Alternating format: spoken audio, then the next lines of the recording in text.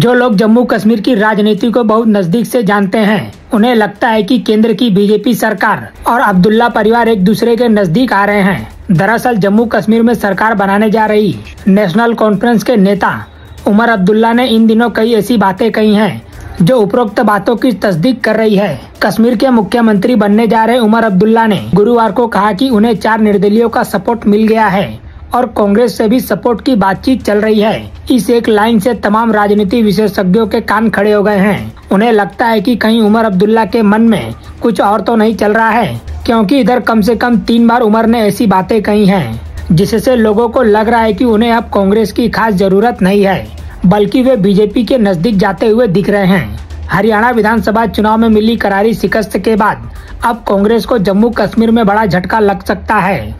सियासी गलियारों में चर्चा है कि नेशनल कॉन्फ्रेंस अब कांग्रेस से गठबंधन तोड़ना चाहती है। उमर अब्दुल्ला के नेतृत्व में चल रही नेशनल कॉन्फ्रेंस की सरकार में कांग्रेस को जगह नहीं दी जाएगी। वहीं उमर अब्दुल्ला के पीएम मोदी को लेकर नरम रुख देखने के बाद अब घाटी में नई चर्चाओं की दौर शुरू हो गया है। बताया जा रहा है कि नेशनल कॉन्फ्रेंस का कर्ता धर्ता अब्दुल्ला परिवार इस वक्त राहुल गांधी और मल्लिकार्जुन खड़गे के नेतृत्व वाली कांग्रेस से काफी नाराज है।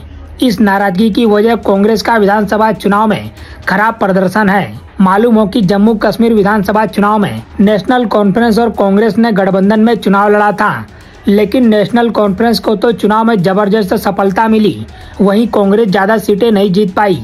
बता दें कि कांग्रेस पार्टी ने जम्मू कश्मीर में कुल 39 विधानसभा सीटों पर चुनाव लड़ा था, जिसमें से उसे सिर्फ 6 सीटों पर जीत मिली। वहीं नेशनल कॉन्फ्रेंस ने 56 सीटों पर अपने उम्मीदवार उतारे थे, जिसमें 42 सीटों पर उसने जीत हासिल की है। कांग्रेस के ज्यादा सीटें ना जीत पाने की वजह से नेशनल कॉन्फ्रेंस भड़की हुई है।